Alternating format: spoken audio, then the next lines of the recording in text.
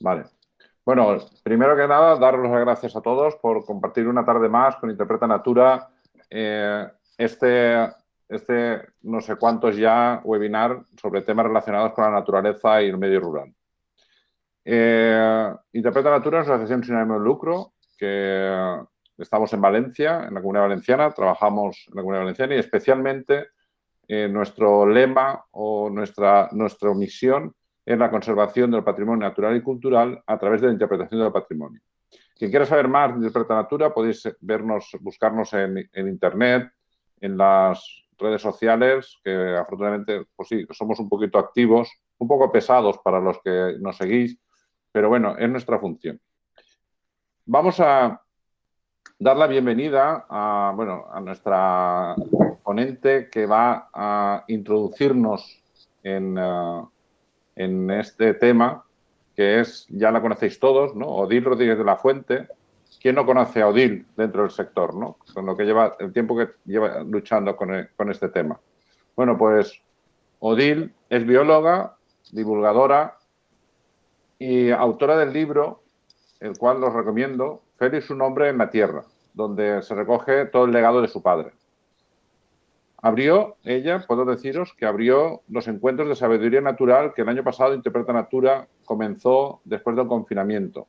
De estos encuentros se creó el foro para la reconexión con la naturaleza, al cual también os recomiendo que os unáis. Es un encuentro de gente y de instituciones que trabajamos por la reconexión con la naturaleza.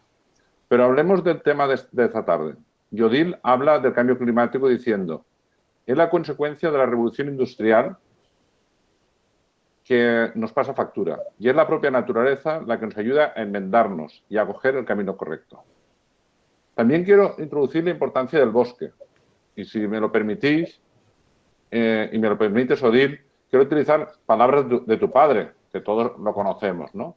Para eso voy a compartir, un pequeño vídeo.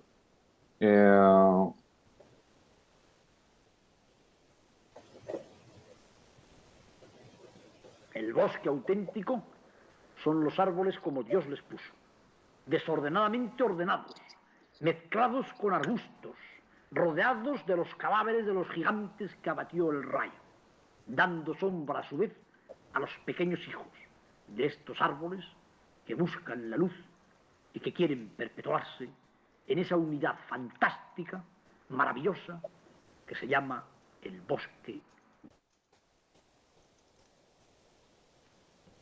Bueno,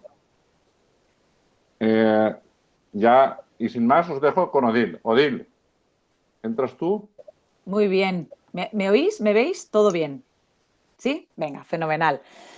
Bueno, pues nada, a mí se puso en contacto conmigo Fede, que como os ha contado él, ya tenemos relación y bueno, me comentó el webinario que vais a hacer hoy y que va a estar centrado en reforestación, en la importancia del cuidado de los árboles y también en diferentes sistemas de repoblación, ¿no? Creo que os van a hablar de un sistema muy interesante, la verdad, porque como todos sabemos, uno de los grandes retos de la reforestación es, más allá de poner el plantón, es el que pueda perdurar ese plantón, ¿no? Y no sea un esfuerzo en vano y está muy vinculado sobre todo en territorios como es la cuenca mediterránea al clima y al agua específicamente, ¿no? Entonces, bueno, pues me pidió Fede que dijera unas palabras motivacionales para vuestro grupo. Yo sobre todo lo que quería era pues dar las gracias a Fede en primer lugar, a todos vosotros por estar aquí hoy y sobre todo, pues, ¿cómo os puedo motivar? Pues motivaros diciendo, en primer lugar, por si no lo sabéis, que formáis parte de la vanguardia, que estáis en la brecha de hacia lo que se dirige, yo creo firmemente que sí, porque soy optimista por naturaleza, la sociedad y el sistema socioeconómico, ¿no? Y que vosotros sois los que vais a marcar la pauta porque sois los especialistas, sois los biólogos, sois los forestales y sois los que estáis haciendo proyectos ahora mismo de reforestación. Entonces me he hecho aquí unas notas mientras estábamos entrando de temas que sí que creo que me gustaría decir y transmitiros, que creo que son importantes para que cobréis un poquito de perspectiva que la historia de la conservación de la naturaleza, del ecologismo, como quien diga, es bastante joven. Es algo que realmente quizá los primeros pensadores, pero más en la línea de pensadores, poetas, casi filósofos, pues fueron a finales del siglo XIX.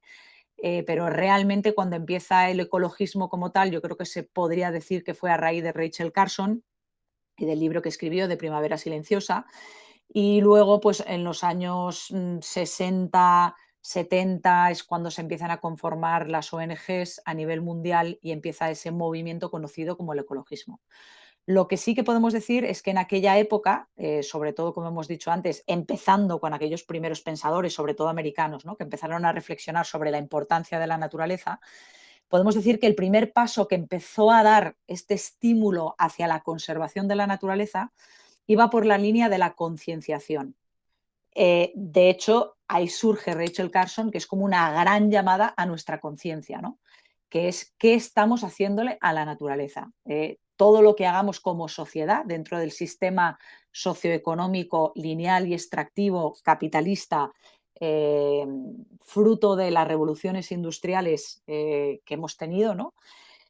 Pues no es, no es que no vaya a ningún lado, sino que va quedando grabadas las marcas, las heridas en la naturaleza, tanto por la pérdida de biodiversidad, por la destrucción de hábitats y de ecosistemas, pero en una gran medida también por la contaminación, ¿no? La contaminación, que en aquella época Rachel Carson pues, puso el foco en todo el tema de los pesticidas, pero que hoy día sabemos que estamos hablando de mucho más que venenos. Estamos hablando de, por ejemplo, el efecto de los gases de efecto invernadero como consecuencia de, del uso de combustibles fósiles, ¿no?, de la quema de combustibles fósiles y la emisión sobre todo de varios gases de efecto invernadero, pero sobre todo se habla del dióxido de carbono, que como todos sabréis es un gas importantísimo para la vida, que es muy importante en el planeta, pero que sin embargo, tal y como se está emitiendo desde la primera revolución, sobre todo la segunda revolución industrial, pues ha dado lugar a que casi se duplique la cantidad de partes por millón de concentración de dióxido de carbono en la atmósfera. Y esto ha dado lugar a que a día de hoy hayamos subido 1,5 grados, 1,1 grados, 1,2 grados en relación a las temperaturas preindustriales, ¿no?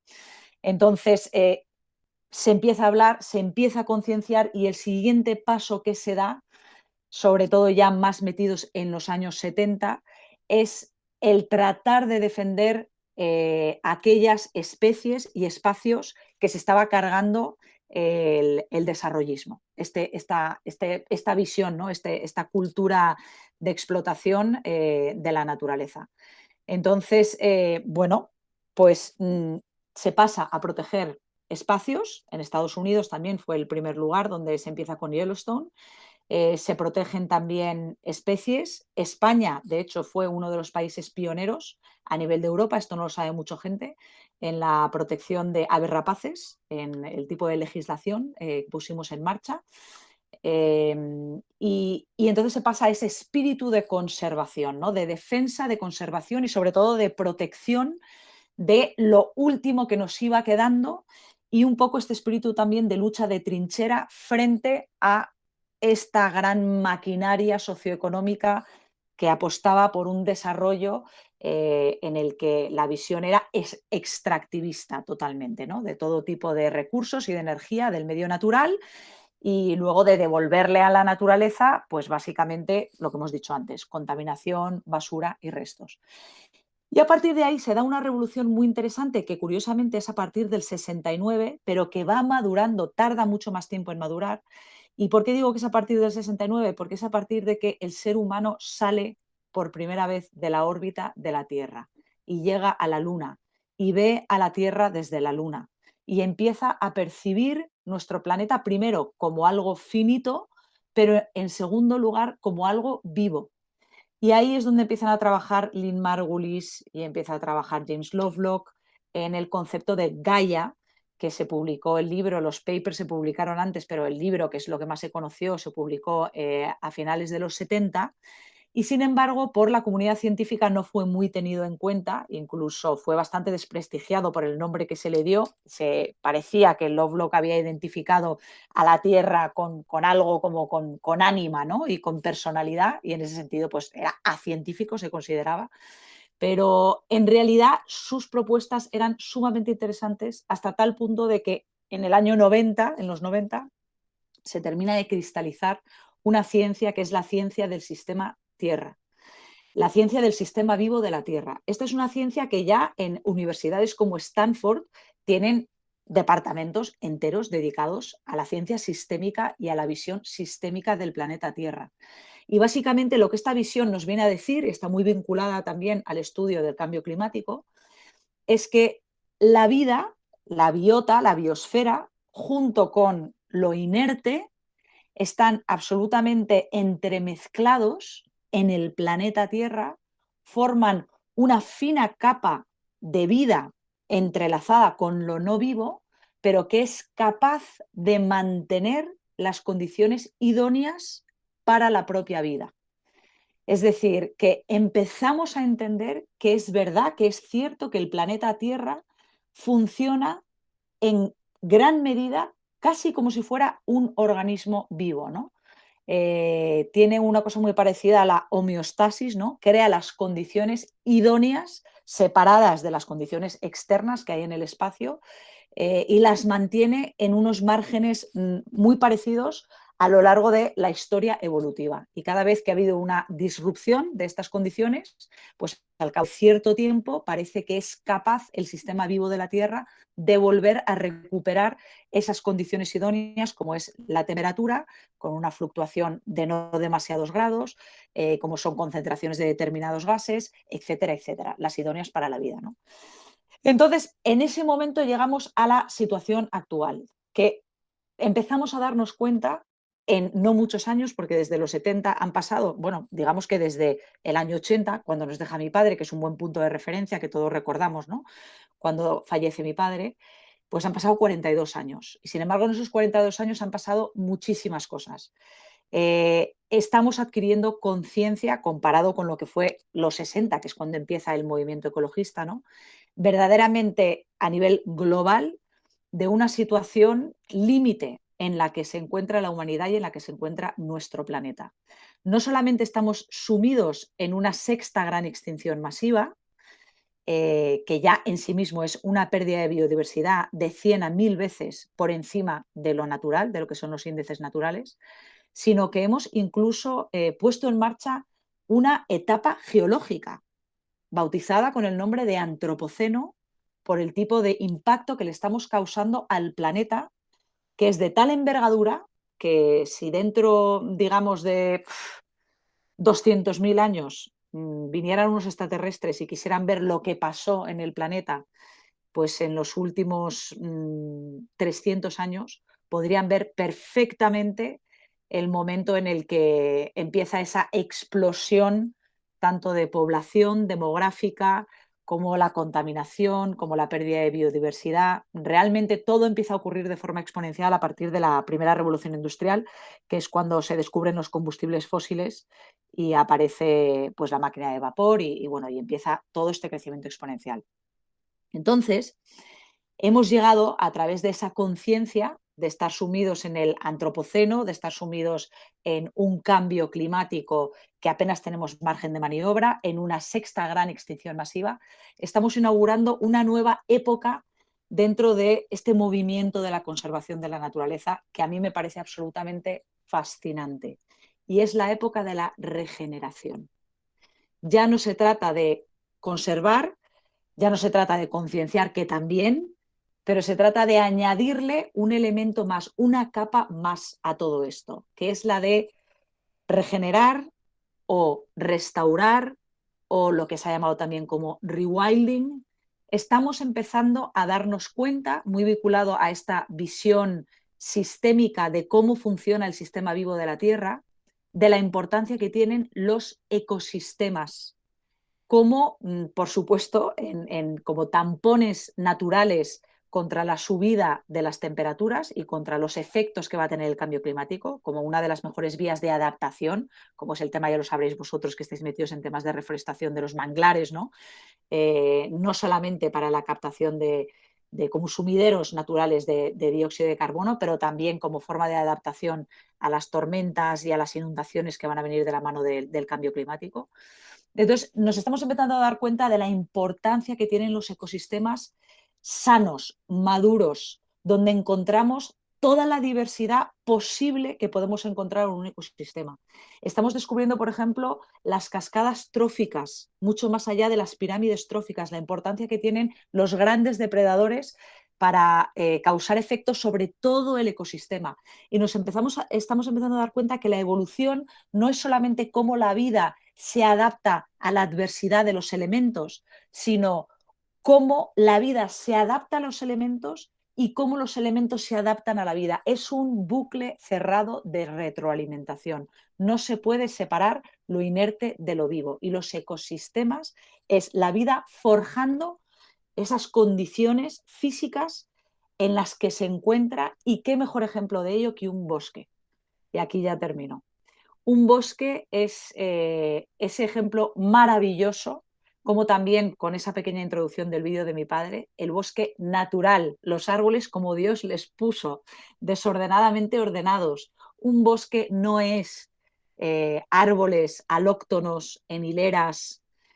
Un bosque es tratar de entender cuál era el ecosistema natural, autóctono que había en las zonas que se tratan de reforestar. Tratar de entender también cómo es esa sucesión ecológica, cuáles son las especies las que primero entran, las que van creando, como hemos dicho, ¿no? La situación idónea para que vengan las siguientes y para que luego colonicen las siguientes, ¿no? Es entender esa sucesión que hay poblacional de diferentes especies en forjar esos ecosistemas maduros. Entender también los bosques no solamente como creadores del espacio que tenemos sobre la Tierra, como sumideros naturales de dióxido de carbono, como emisores de oxígeno, como atractores de la lluvia, sino como grandes creadores del suelo, que este es un tema del que no se habla lo suficiente. El suelo es la base del iceberg. Lo que vemos encima de la Tierra es solamente lo que flota encima del agua. Toda la vida está sustentada en grandísima medida, la vida terrestre, sobre la vida y la biomasa que hay en el suelo. Y eso está sustentado en grandísima medida por los árboles y por las raíces de los árboles. Y estamos empezando a entender cómo un bosque funciona casi como un solo organismo, cómo unos árboles pueden avisar a otros árboles cuando empieza una enfermedad o cuando hay una predación, cómo los árboles madre, llamados árboles madre, pueden ayudar a los otros árboles a crecer también y a afrontar las adversidades. Es decir, es un momento y es un siglo, desde luego, plagado de retos e incertidumbres, pero es el siglo de la naturaleza. Es el siglo de la restauración, es el siglo en el que el sistema socioeconómico se tiene que reconvertir, tiene que cambiar el paradigma y colocar a la vida con mayúsculas en el centro de todo lo que nos define, del dinero, de lo que hacemos, de la arquitectura, de las ciudades, de la movilidad, de absolutamente todo. Por lo tanto, con esto os quiero dar la enhorabuena a todos los que trabajáis incansablemente en vuestros propios nichos, saber que estáis dentro de ecosistemas mayores, que a la vez están dentro de sistemas mayores y mayores, que todos estamos unidos, que todos nos necesitamos y que muchísimo ánimo, que no os vengáis abajo por las dificultades que las hay y me consta y yo las vivo también en primera persona, pero que sois más necesarios que nunca y que este es nuestro momento para colocar a la vida en el centro, para celebrar la vida y para dejar que realmente nos influya y saque lo mejor de la humanidad, que yo estoy convencida que seremos capaces de estar a la altura del reto y sacar lo mejor de nosotros mismos y cooperar y convertirnos en un gran bosque que funcione y nos demos la mano conjuntamente para cambiar el rumbo que había tomado nuestra especie hasta este punto de inflexión. Así que nada, chicos, con esto creo que me he pasado, ¿no? Más o menos, No, Fede, ¿voy bien? vas bien. Vale, Más pues ya aún, le está. dejaríamos una preguntita de alguien. Si quiere alguien intervenir y alguna pregunta a Odil, y si no, Y si no, mira, si nadie me hace una pregunta, hay una cosa porque me había hecho aquí una chuleta, como os he dicho, vale. y sin embargo no la he mirado prácticamente, entonces me he dado cuenta que se me ha olvidado deciros una cosa que es maravillosa, que quizá o probablemente vosotros conoceréis, pero para los que no lo conocéis, haced el favor de buscarlo, porque yo estoy ahora mismo leyendo sobre este tema y estoy fascinada. Que es que en castellano, en español apenas se habla de ello, en el mundo anglosajón se habla más, y en castellano se llama el síndrome del cambio de la línea de referencia. Entonces, si podéis, buscarlo en internet porque os va a encantar. Y esto básicamente lo que viene a decir es que tenemos un punto de referencia, que es el de una generación, poco más o menos, lo que hemos vivido de pequeños. A lo mejor, como mucho, podemos tener la referencia de nuestros padres, ¿no? Entonces, esa es la referencia de lo que consideramos que es la naturaleza que queremos conservar o la naturaleza que queremos restaurar. Queremos volver a la referencia de nuestros padres, ¿no? De cómo era la naturaleza, pues, de mi padre cuando era pequeño. Pero es que la naturaleza era muchísimo más. Hemos perdido completamente la referencia. Lo que pasa es que nos vamos acostumbrando y, bueno, nos hemos acostumbrado a vivir en un mundo con cada vez menos naturaleza. Y esto se llama el síndrome del cambio de la línea de referencia y es muy peligroso para la biodiversidad. ¿Por qué? Porque la gente que está trabajando ahora en restauración, pues no mucha gente dice, oye, es que yo mi objetivo es hacer que en la desembocadura del Tajo o del Ebro cualquier persona pueda ir y beber agua. Porque eso sería una utopía. Eso sería como decir, pero bueno, ¿tú estás loco? O que haya castores y haya nutrias en todos los ríos donde debería de haberlo, ¿no? O que vuelvan otra vez la foca monje a todas las zonas donde se suponía que tenía que estar. Es que estamos perdiendo las referencias. Entonces, nuestro objetivo de restauración se queda muy corto, con lo cual tenemos que indagar cómo era la naturaleza del medievo. Y hay afortunadamente muchos escritos, ¿no?, que nos hablan, sí, y sí, que vuelva el oso a Madrid. Oye, pues sí, ¿por qué no? ¿Por qué no?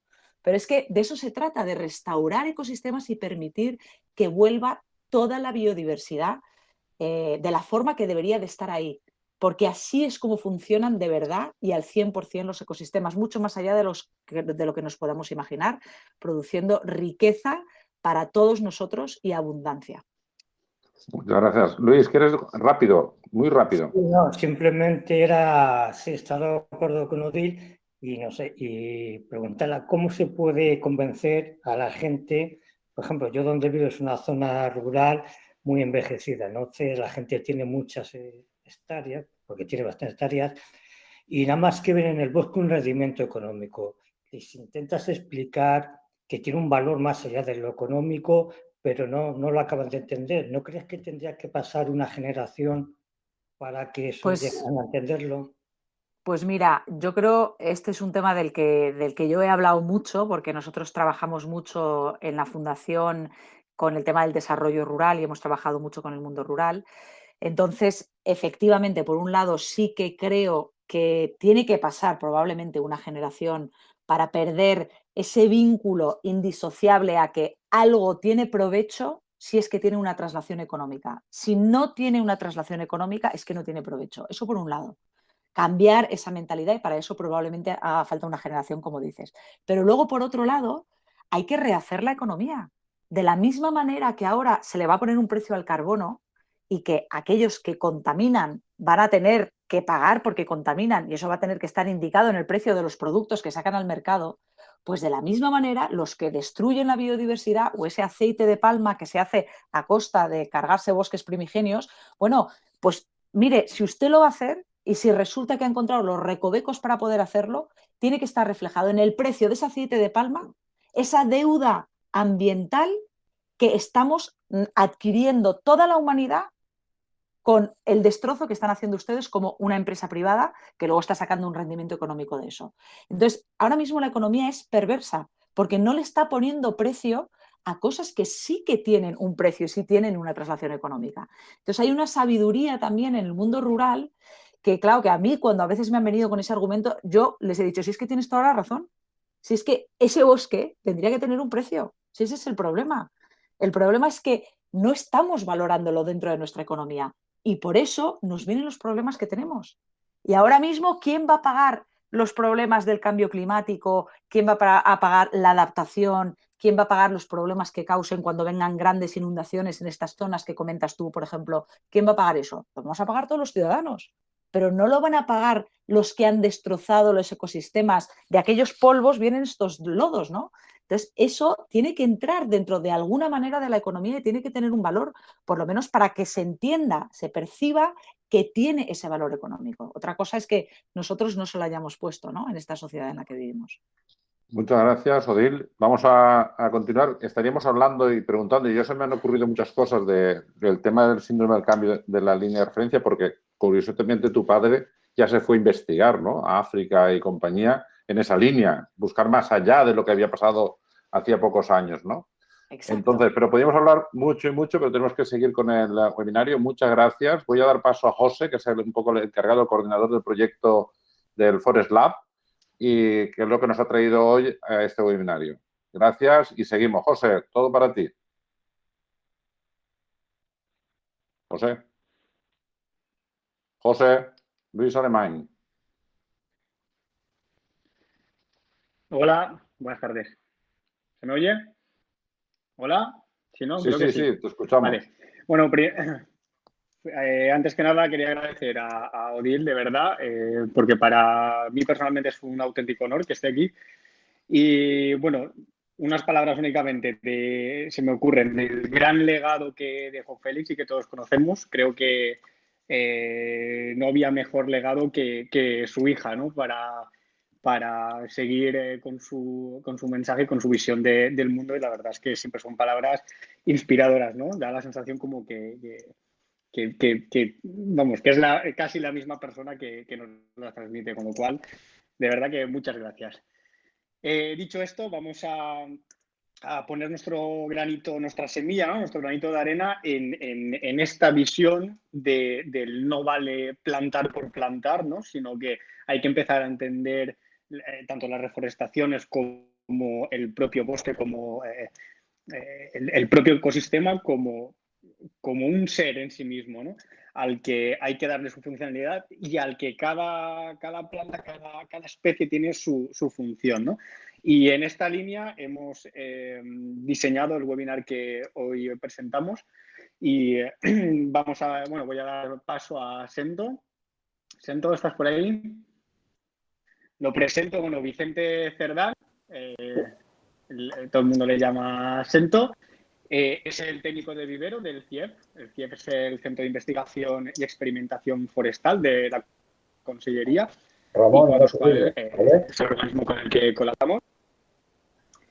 Y bueno, hoy va hablando sobre la calidad de las plantas en la restauración de ecosistemas, ¿no? La importancia que tiene la propia calidad de las plantas que introducimos o que utilizamos para estas reforestaciones. Sento, cuando quieras. Hola. Micro, ahora. Ya. Ahora, a ver, voy a presentar. A ver.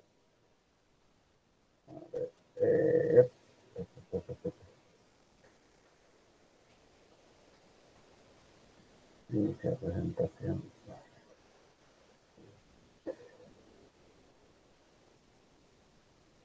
Para presentar una ventana, ahora, José Luis.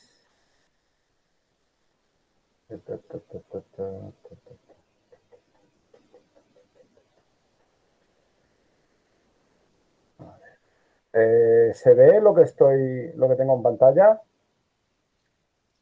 Hola. Parte derecha inferior, verás presentar. Presentar ahora.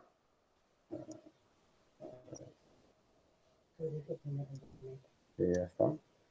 A ver, parte de presentar ahora, sí, pero no. A ver. La pantalla.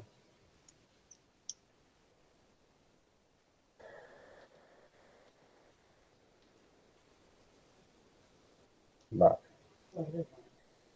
Sí. Vale, ahora sí.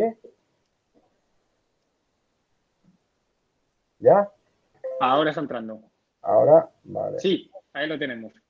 Vale, yo os voy a hablar de, bueno, soy Vicent Cerdán, trabajo en el CIEF, técnico responsable de producción de planta forestal y planta para restauración, y también colaboro con varios proyectos de restauración, y os voy a hablar, me han dicho que os cuente un poco cómo trabajamos la calidad de la planta forestal y planta para restauración. Yo supongo que la planta forestal, pues conoceréis ya un poco al detalle. Al fin y al cabo, la planta debe de llegar al monte y debe de resistir el estrés de plantación y sobrevivir. Y cuando entregamos la planta, pues bueno, pues lo que tenéis que ver en esa planta que se entrega, pues que esté presentada de forma correcta en su contenedor, que no tenga heridas, etcétera, etcétera. Aparte de la planta forestal, que ahora os hablaré un poco cómo la producimos, hay otro tipo de planta que cada vez se solicita más, sobre todo en el CIEF nos solicitan más, que llamaríamos planta para restauración, restauración de minas, riberas, costas, incluso pues taludes de carretera y demás. Entonces ahí nos movemos un poco entre planta forestal y planta un poco ya con aspecto de jardinería. Entonces esta planta, aparte de tener la calidad forestal que he comentado antes, de poder resistir la plantación y poder sobrevivir ella solita o con los mínimos cuidados, pues queremos que tenga pues un porte un poco más vistoso a veces, ¿vale? Ahí os pongo resumidos, pues, qué deberíais de considerar o qué deberíais de exigir a la planta de este tipo. Yo os recomiendo que la planta se presente en contenedor forestal, ¿vale? Contenedor forestal de bastante capacidad. Después, que el número de sabias debe ser igual al número de repicados, esto es muy importante. Y el volumen del contenedor pues debe de estar en consonancia pues, con la parte aérea de la planta. Bien, aquí en esta foto, pues bueno, podéis ver varias presentaciones de estos tipos de planta. Vicent, no sé si el resto de gente le pasa la presentación, a mí no me pasa, ¿eh? ¿No? No, estaba como en la primera página, ¿no? Sí. La primera diapositiva.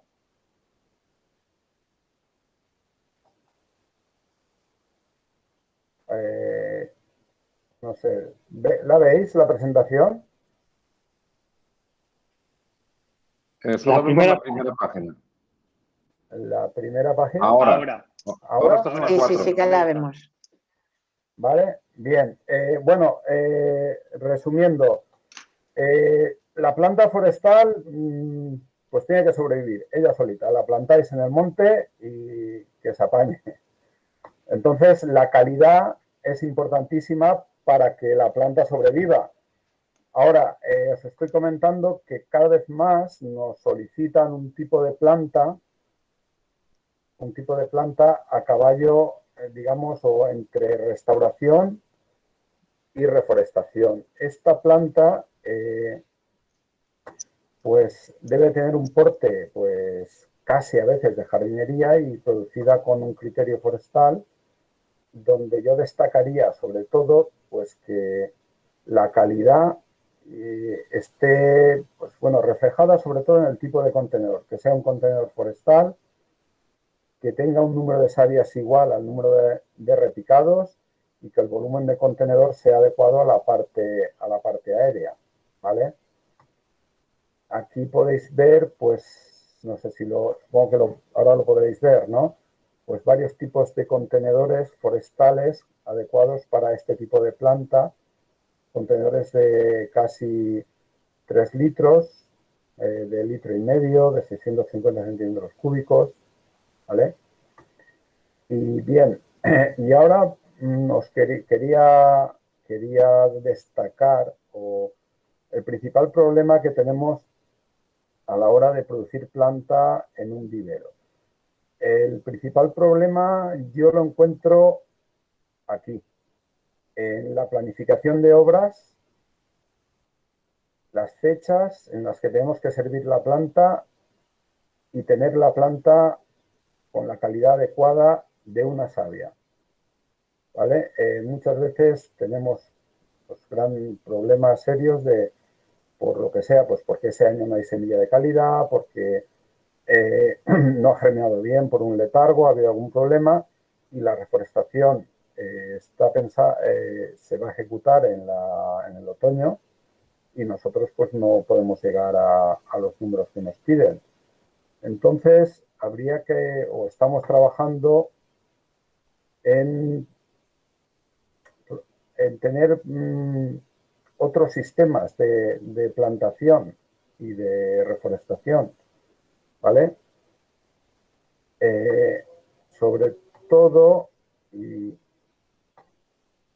a ver, bien, las alternativas a lo que sería la plantación y a esa planta de calidad forestal de una savia que a veces no tenemos en tiempo y forma. Nos iríamos a los sistemas de siembra, o bien siembra directa o siembra protegida. Y aquí os cuento dos sistemas que estamos trabajando. El primero, que es esta diapositiva que veis aquí, lo hemos desarrollado sobre todo para regeneración dunar. La semilla de dunas es cara, escasa, bueno, cara sobre todo porque es farragosa de recoger, no siempre hay producción y las pequeñas cantidades que podemos encontrar. Entonces, tener la planta de duna preparada para proyectos pues, que a veces de repente surgen, pues es complicado. Entonces, hay una manera de hacer una siembra, pero una siembra directa en el terreno necesitaríamos mucha semilla, que he dicho que es cara y hay poca. Entonces, esa siembra protegida la realizamos en estos recipientes biodegradables que se llaman paper pots, ¿vale? El proceso comienza pues seleccionando la semilla, preparando la semilla, realizando el pretratamiento adecuado. Después preparamos los paper pots, los rellenamos del sustrato correspondiente, grapamos el paper pot, se guarda y cuando el suelo y la zona de trabajo está en el punto ideal para sembrar, pues se siembra. Entonces la semilla ya germina, está protegida y el sistema radical, como podéis ver aquí en las pruebas de vivero que hemos hecho, atraviesa perfectamente el paper pot, ¿vale? Entonces es un sistema que estamos probando y nos permite tener esa capacidad de producir en un mes o dos, preparar pues una gran cantidad de inóculos de planta para colocar en este caso en dunas, ¿vale? Después, otro sistema que estamos trabajando en siembra directa de quercíneas. La siembra directa de quercíneas, todos sabéis, bueno, los que habéis trabajado con quercíneas en monte, el problema que tenemos de la predación tanto por jabalí como por ratón. Se nos ocurrió trabajar esa siembra protegida bueno, hay muchos sistemas de protección de bellotas y demás. Nosotros buscábamos algo biodegradable, entonces pensamos en el canuto de caña, es un canuto perforado, donde colocamos las bellotas. Esas bellotas se guardan estratificadas en frío en fibra de coco y cuando el terreno está en tempero, pues simplemente se va al monte y se siembra el canuto donde hay dos bellotas. Este sería el ideal. Las dos, estos son Quercus-Suber alcornoques, los dos alcornoques perfectamente terminados y funcionando. Esta es la teoría. A la hora de la verdad, pues con un trabajo que hizo Juan Antonio, y probó este sistema, vimos que primero, el jabalí, el canuto este que preparamos se lo come, tal cual, sin problemas si ponemos repelente o no ponemos repelente. La efectividad del ratón, pues no la pudimos comprobar porque ese año pues no hubieron ratones en esa zona. Y después lo que sí que vimos es que el propio canuto deforma casi el 70 y pico % de las plántulas. Con lo cual estamos ahora en una fase de este canuto que veis con agujeros, pues lo estamos perfeccionando de manera que interfiera lo mínimo posible en la germinación de la bellota, ¿vale? Bien, y estos creo que son los 7 o 8 minutos que me han dicho que tenía para comentaros las cosas. De todas maneras, cualquier cosa que queráis, pues estamos en el CIEF para lo que queráis. Somos un centro público, suministramos planta a la propia consellería como a un montón de asociaciones y, en fin, pues eso. Y no sé si alguna pregunta o yo qué sé. Pues ya.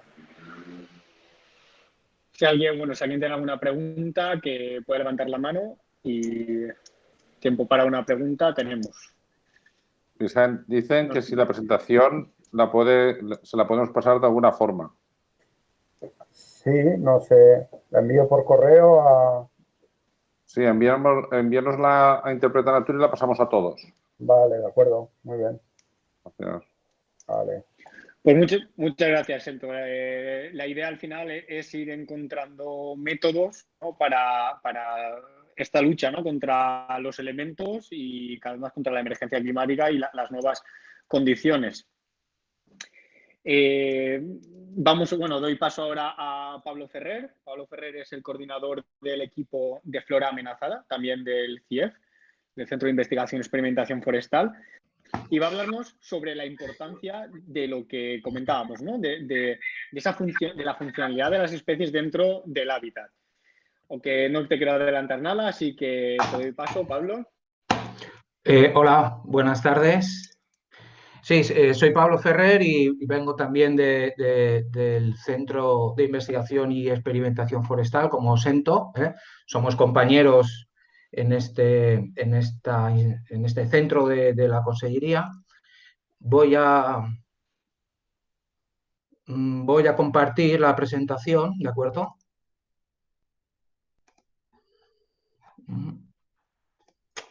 ¿Se ve? Sí. Pablo. ¿Se ve bien? Vale. Bueno, pues este es mi turno, son mis 10 minutos de gloria. Y agradezco a Interpreta Natura pues esta invitación para que exponga de forma breve un concepto y unas ideas que desde hace ya bastante tiempo, más de 10 años, venimos desarrollando gracias a la intervención de varios socios dentro de un proyecto internacional que tuvo el CIEF, en el que fue socio, partner y coordinador, que se llamaba GenMedoc, en el que buscábamos herramientas y metodologías comunes a problemas que teníamos pues, varios socios, varios países de la cuenca mediterránea. ¿Y cuáles eran estos problemas? Pues básicamente eran conceptuales. Teníamos que restaurar o el proyecto este pensaba que tenía que dar unas herramientas a la sociedad, a los gestores, a los técnicos, que en definitiva a las ONGs, ¿no?, a todas estas personas que se dedican a la restauración o a la regeneración de la cubierta vegetal o de los ecosistemas, como estábamos viendo en la presentación que nos ha hecho Odil. Y esta es la época que nos ha tocado vivir la época de arreglar el desaguisado que han hecho otros.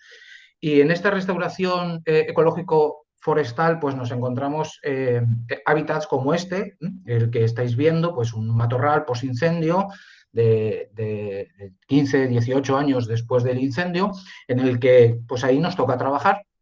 o este otro hábitat totalmente distinto, un hábitat de ribera, que también tiene un conjunto de especies, animales, vegetales, un ecosistema en definitiva, ¿no? Entonces nosotros partíamos de definir, o lo que quisimos hacer en su momento es definir lo que llamamos en un primer punto, un primer momento, como la base estructural de un hábitat.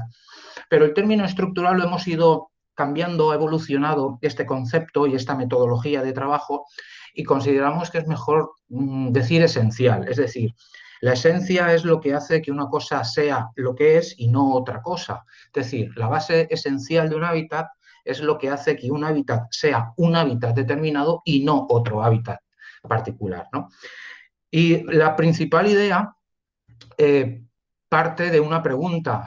La pregunta fundamental es: ¿todas las especies, animales, vegetales, microorganismos, fúngicas, todos los seres vivos, ¿no?, que están en un hábitat, tienen el mismo valor?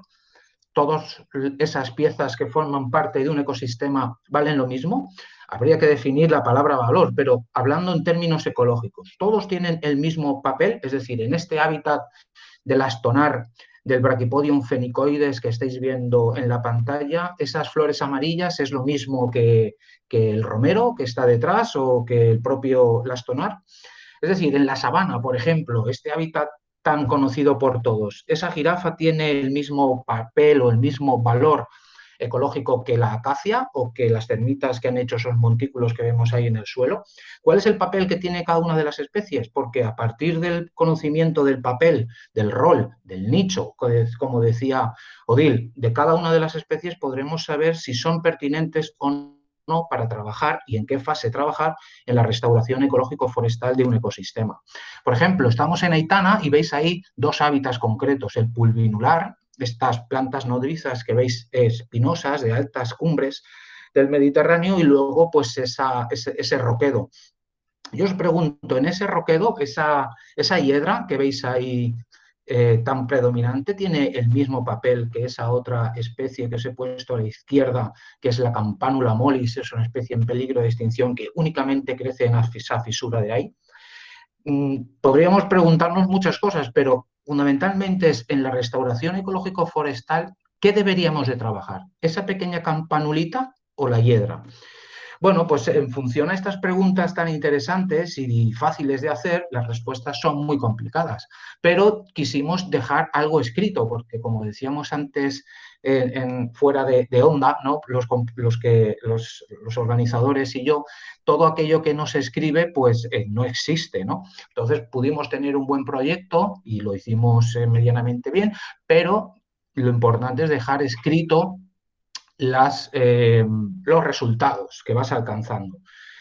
A esta pregunta de la base estructural, como yo digo ahora, ese estructural ha quedado obsoleto, yo le llamaría la base esencial de un hábitat, pues hicimos un documento que está en internet. Podéis picar directamente en el buscador base estructural de un hábitat y os aparecerá este mismo documento que os estoy mostrando, y aquí dimos unas pautas, unas reglas. Claro, esto no, a ver, no tenemos la varita mágica, ¿eh? Esto es técnica, ciencia o aplicación de conocimientos científicos, y todo está en constante cambio, evolución y perfeccionamiento.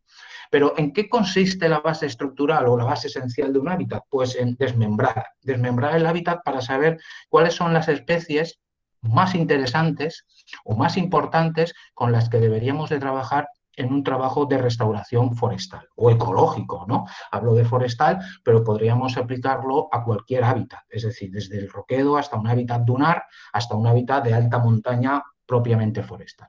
Pues esta base esencial de un hábitat la dividimos en dos extensiones: la cualitativa, y luego, para los que se ponen nerviosos cuando no ven números, la cuantitativa. Dos extensiones para poder definir esta base estructural. La cualitativa, pues podemos decir que en un hábitat hay especies que forman la estructura, la plástica. Pues si vamos a un encinar, las especies arbóreo-arbustivas son las que forman la estructura. Pues la propia encina, o un alcornocal, pues el propio Quercus suber, el alcornoque, forma la estructura, ¿no? Aparte de las especies que forman la estructura de este paisaje, son funcionales, que tienen funciones ecológicas claras, sobre todo facilitadoras, y que ayudan por estas famosas assembly rules, las reglas de ensamblado, que ayudan a que con su presencia haya otras especies. Pues siempre hemos hablado de las leguminosas que aumentan la riqueza de nitrógeno en el suelo. Pues bueno, si aumenta la riqueza de nitrógeno en el suelo, aumenta la riqueza en el suelo y por tanto son facilitadoras para que otras especies que requieren nitrógeno puedan acudir, ¿no? Y luego está la singularidad. Hay especies que son singulares, es decir, que tienen unos atributos que aunque no son arbóreo-arbustivas o no tienen un papel funcional, tienen un papel por su escasez, su rareza, su amenaza, como podría ser esta campánula que os he mostrado en la diapositiva del paredón. Pero además hay interfaces, hay especies que pueden ser E, es decir, exclusivamente estructurales, F, exclusivamente funcionales, o SG, singulares, pero luego puede haber una especie singular funcional, puede haber una especie estructural singular o el funcional singular, aquí se me ha olvidado un índice, o singular funcional y estructural. Y cada uno de estas estructuras, de estos estratos, puede tener un coeficiente. Pues el S es el coeficiente de estructura, o debería ser el E. Aquí puse el S, pero podemos interpretarlo como el E. El F, el coeficiente de funcionalidad, o el S, el coeficiente suma de los coeficientes de singularidad, porque dividimos la singularidad en amenaza, rareza o endemicidad. Los otros dos estratos también se pueden subdividir, pero consideramos que la singularidad no es lo mismo considerar que una especie es rara, pocos individuos, pocas poblaciones, que es amenazada, que está en peligro de extinción, por ejemplo, o que es endémica, exclusivamente que vive en la Murta o en Alcira o en Valencia o en Castellón. Y todo esto se puede cuantificar, se puede hacer una aproximación. Claro, porque esto, como todo en ciencia, es estimar y aproximarnos. Y el índice del valor de la especie en la base estructural de un hábitat, el índice ISP, puede ser la suma del valor de la estructura, la funcionalidad y la singularidad. Y se puede acotar estos índices entre unos valores determinados, valores absolutos determinados, y siempre le hemos dado un peso mayor a la estructura, seguido de la funcionalidad y seguido de la singularidad, porque claro, lo que queremos hacer es generar un cuadro, ¿no?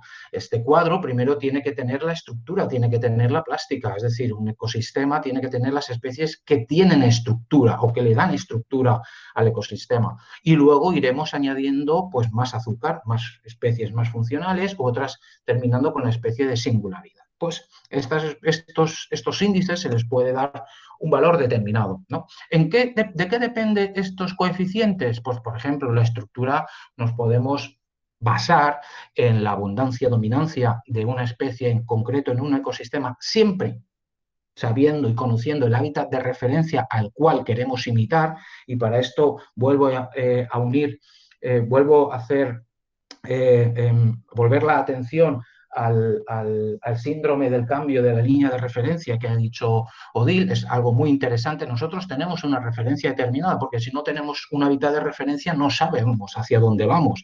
Y ese hábitat de referencia puede ser el que conocemos ahora o el que paleoecológicamente podíamos conocer, pero tenemos que basarnos en algo cuanto más sencillo mejor, pero bien estructurado y bien conservado.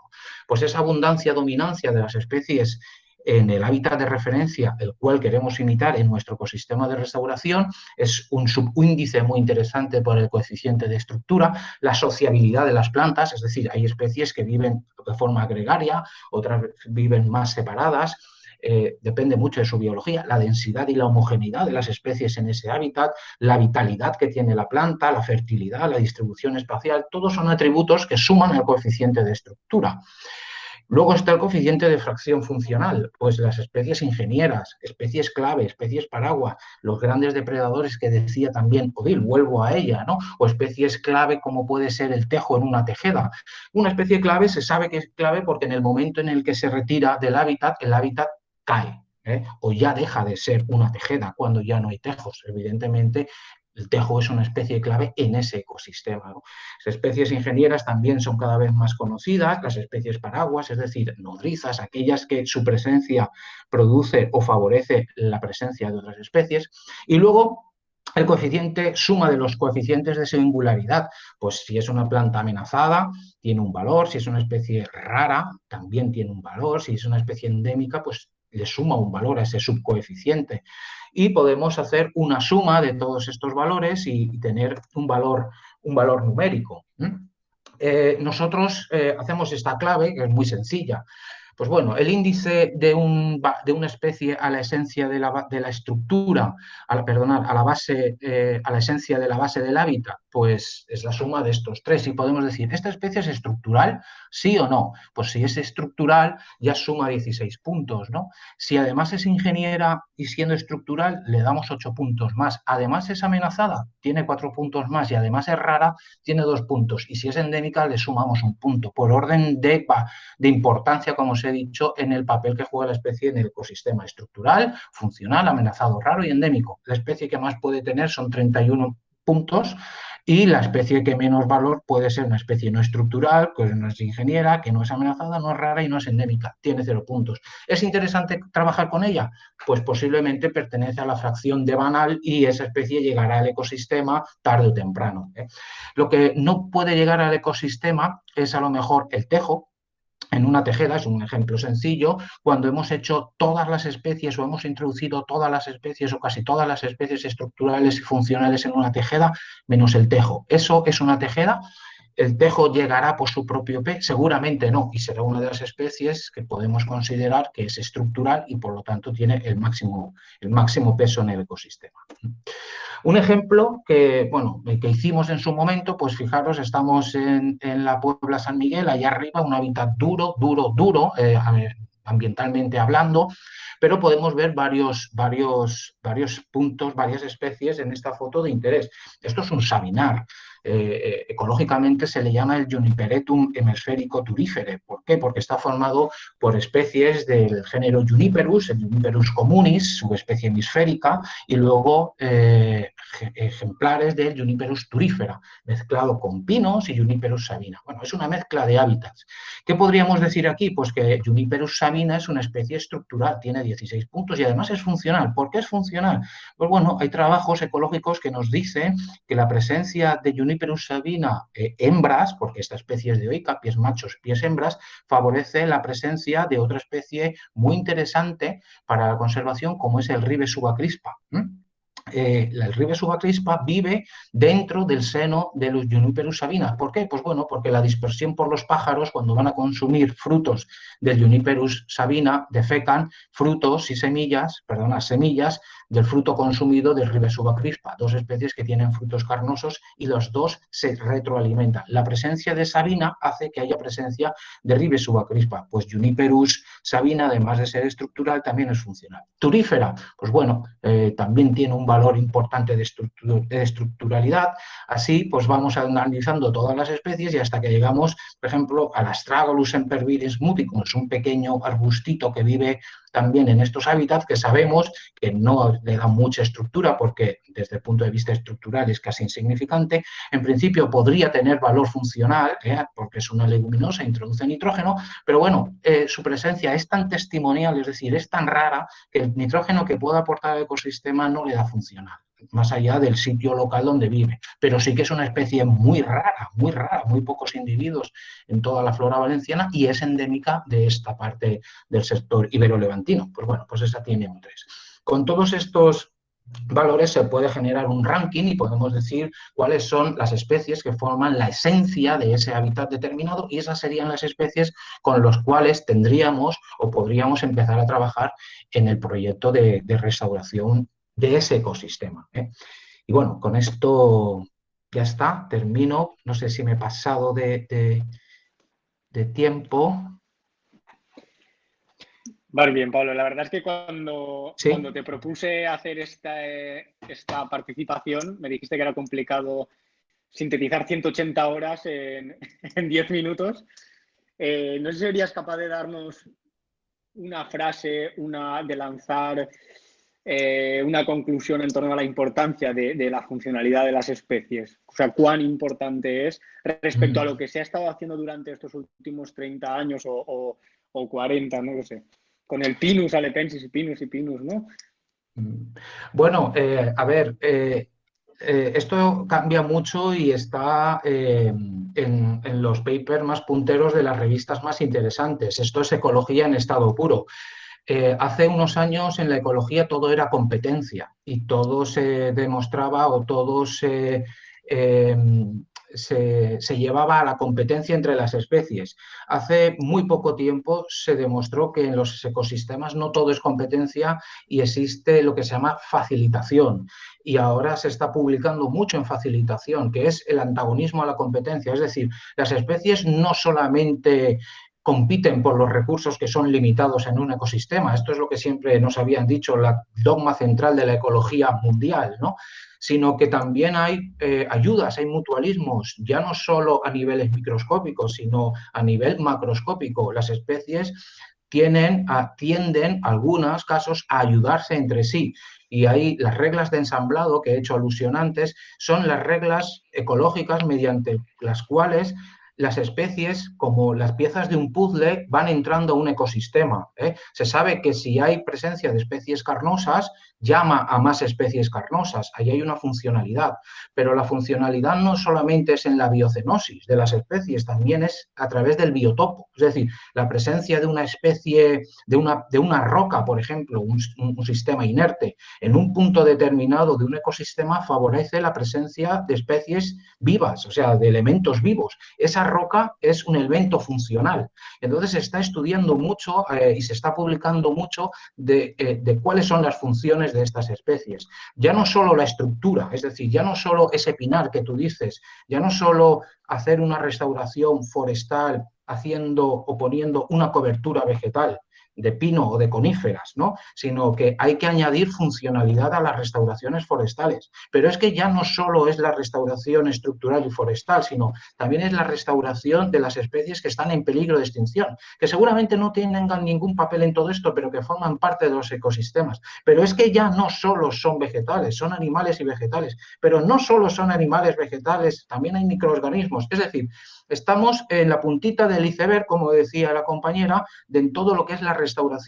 Y al principio, por hacer alusión a este cuadro que estamos pintando, por ejemplo, si queremos hacer un paisaje, la restauración con pinos hubiera sido solo la pátina azul.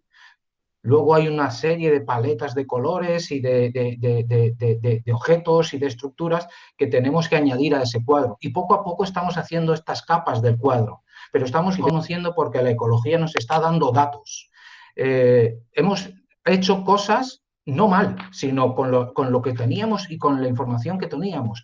La restauración de coníferas estaba bien, porque no hay que ser presentistas, es decir, en aquel momento se hizo lo mejor que se sabía en el momento en el que se sabía para dar respuesta a un problema, que era la erosión edáfica. Entonces se plantaron coníferas y se hizo muy bien, pero ahora tenemos otras herramientas que debemos de aplicar a la restauración forestal. Y dentro de 50 años tendrán otras herramientas. Entonces ya sabemos que hay estructura, que hay funcionalidad, que hay singularidad y que seguramente haya muchos más atributos. Pero lo que yo digo es, trabajemos con estos atributos y introduzcamos al sistema en restauración especies que para otros serían una frivolidad. Y olvidémonos de estas cosas raras de decir, pero ¿vas a producir estipa tenacísima, por ejemplo? Pues sí, porque la estipa tenacísima es una especie que me interesa mucho para la restauración de este paisaje, porque no solamente voy a restaurar estructura, estoy restaurando un paisaje de forma holística. Bueno, no sé, esto es muy complicado, daría para una asignatura completa, ¿no? Lo que yo quería transmitir aquí es estas pinceladas que nosotros hemos ido recabando. Esto está en el documento este que os digo, que está en Internet. Me gustaría, pues, que sobre todo que se pusiera en práctica de forma, bueno, pues empezando, ¿no? Nadie tiene la verdad absoluta, pero viendo si es posible que pueda funcionar en las restauraciones que un colectivo se pueda plantear, claro. Claro, es necesario dar pues, los primeros pasos, ¿no? Por lo menos que entender que este concepto existe en la funcionalidad y que es necesario tenerlo presente. En fin, Pablo, muchas gracias por esa pasión que transmites siempre y esta gozada que profesionales de tu calado estén trabajando con la administración, que al final es lo que necesitamos, ¿no? Que al final la administración, que es una de las principales impulsoras, pues tenga profesionales, les dé voz, les dé herramientas, les dé medios y bueno, que eso pues se vaya haciendo extensible y los otros colectivos que estamos implicados en estas acciones pues podamos inspirarnos o guiarnos o dejarnos guiar por vosotros. Así que muchas gracias. Gracias. Y vamos a dar paso viendo el programa. Hemos visto un poco primeramente la importancia de las especies. Hemos visto que además hay que tener en cuenta otros factores como su funcionalidad. Pero además no se trata de únicamente plantar y nos podemos olvidar, y menos todavía pues con la actual situación climática que tenemos. Por lo tanto, también necesitamos desarrollar mecanismos o herramientas para dar a la población, ¿no? Nosotros que realizamos muchas plantaciones, pues uno de los principales hándicaps que tenemos es cómo hacemos partícipes en su mantenimiento posterior, ¿no? A la población, que al final es uno de los mayores problemas. Además, con estos veranos cada vez más áridos que tenemos, ¿cómo conseguimos que sobrevivan estas especies y que todo el esfuerzo que se ha hecho de cría, reproducción, implantación, pues lleguen a buen puerto, ¿no? Y consigamos pues esta restauración. Y para ello pues estamos participando con Aroa Gregori y seguramente participa su compañero también, Thiago de Santana, si no me equivoco.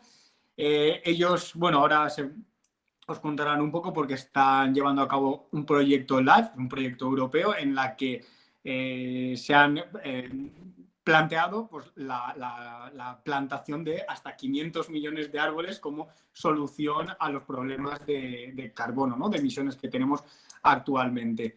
Para ello están desarrollando una serie de herramientas participativas, que es un poco una de las herramientas que podemos utilizar para atrapar de algún modo, ¿no? a la ciudadanía o a la gente no experta, ¿no? Y que pueda incluirlo en su vida, incluso en su ocio. Así que doy la palabra a Aroa. Hola, muchas gracias, José, y gracias a todos por estar aquí. Primero que nada, me gustaría decir que ha sido súper interesante la presentación de los compañeros, tanto Santo como Pablo, y bueno, que creo que hay mucho por hablar y por colaborar para ver cómo todos estos conceptos súper interesantes e importantes en la restauración de hábitats, de ecosistemas, luego intentar llevarlos a la práctica lo mejor posible.